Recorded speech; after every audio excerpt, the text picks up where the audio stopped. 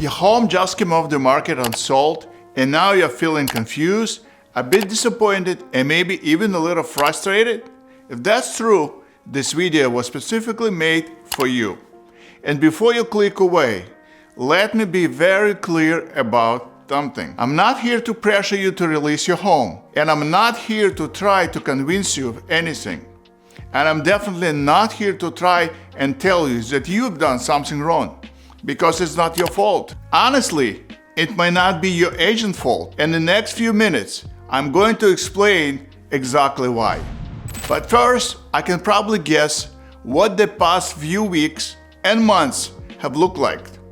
Constantly having to keep your home spotless, ready for the next showing notification coming at the very worst time, and last-minute cancellation that make you want to scream through the phone.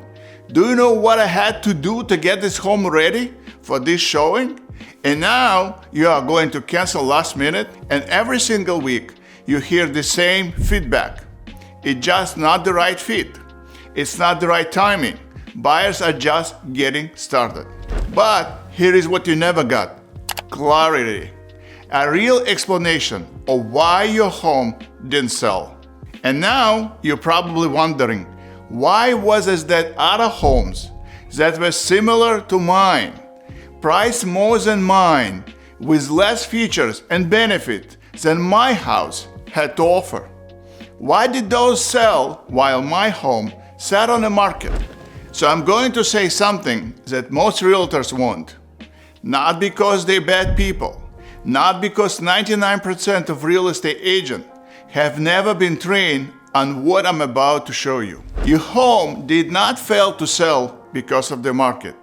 It failed to sell because of how the market perceived it.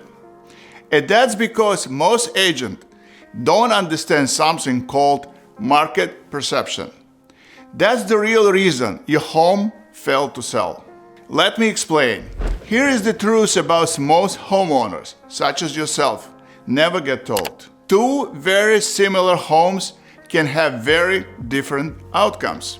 You have probably seen this yourself. One home sells extremely quickly, over the asking price, while another home that's very similar in features, location, is priced very similarly, and it fails to sell at all. Why? Because like I mentioned, there is only a small portion of all real estate agents who understand market perception. And once you understand how this works, everything what happened with your listing will all start to make sense. I'm about to show you something that most homeowners have never seen and most agents have never been trained on. This is the old way of selling homes, which is what 99% of all real estate agents are still using today. 1. List it high to test the market. 2. Wait for the buyer feedback. 3. Drop the price later. 4. Hope the next showing is the one. And if that doesn't work, just keep chasing the market, lowering the price again and again until finally a buyer decides to buy it. And when you compare that with new strategy and you use market perception to your advantage, here is what happens. Your home does not have to sit on the market for a long time, attracting tire kickers. It sells fast, with a lot less stress, and in most cases for more money than what most homeowners actually want for their home. Here is how it works. Step 1 is something called active buyer targeting. Before a home ever hits the market, I analyze the active buyers right now. Not buyers from 3, 6, 9 months ago, and not this theoretical buyer, but what's happening in the marketplace as we speak. These are real buyers shopping for homes right now. I studied their demographics, their behavior, and their expectations. I look at what they're willing to pay and what they currently are waiting. These tell me exactly who this home should be marketed to. And when you ask most agents how they plan to market your home for sale, they always give you some plain vanilla answer. Like, I'm going to put on social media, I'm going to put it on hundreds of websites. I'm going to put it on Zillow, Realtor.com, etc. But they're never able to give you actual specifics. Number 2 is something called supply and demand audit. Most agents glance at the comparable home sales and then guess at some arbitrary price. A real supply and demand audit shows us where the real opportunity is in the market right now. If done correctly, your home is positioned as the obvious choice rather than just relying on hope. That's how your home sells faster and for more money. Step 3 is a property positioning inspection, otherwise known as PPI. And if you ask most agents to see a PPI report before they list your home, they would look at you and say, I have no idea what you're talking about. This is where I analyze every single property that you would be competing with. I look at their pricing strategy, their time on market, buyer activity, the home's features and condition. And then I provide you with a report that shows you exactly how this impacts the strategy that we use to get your home sold. Step 4 is price bracketing. Think about how buyers actually search for homes online. They don't search exact prices, they search in price ranges.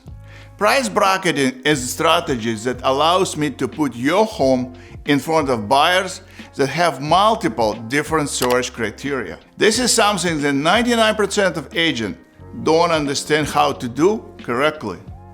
But when you do, it can double the amount of buyer exposure on your home. Step 5 is creating urgency. And this part is crucial. Most agents make a huge mistake when they list home by opening that up to just showing the property to anybody with no structure and no system. To sell your home for a premium, urgency must be created. Here's an example that everybody can understand. Imagine you're on this long road trip. You are exhausted. You stop at a hotel that says vacancy. You walk in to find out there is one room left. It's a little more expensive than you planned, but it's exactly what you were hoping for. Then 3 more people walk in that are also looking for a room. Before they even reach the counter, you turn around and say, I'll take it. Why? Urgency. That's exactly how I approach selling homes. I use specific strategies to cluster showings as well as grand opening events to create buyer urgency so we don't have to leave your home selling up to chance. And when done correctly, buyers feel urgency. And when they do, they act quickly and they are willing to pay more than when there is no urgency created. Now, whether or not you decide to release your home now or sometime in the future is of course your decision. But here is my promise to you. You should never release your home without clearly understanding what's going to be done differently the second time around. And if an agent can't clearly explain that, obviously nothing changes. And by now, you can probably see that there were certain strategies not used that should have been used to get your home sold. And so it's totally up to you. But here's how I can help. After watching this video, you feel like there would be genuinely some value in having a conversation about number 1, what specifically kept your home from selling? And number 2, how some of these strategies that I have introduced to you in this video will help to get your home sold. I'll be happy to have that conversation. No sales pitch, no pressure, just a real conversation to give you real answers. And if not, I hope this video at least open your eyes up to the idea that there are strategies, there are tactics, there are things that can be done to still produce a buyer for your home. And regardless of what you end up deciding, I genuinely wish you all the best on your journey ahead.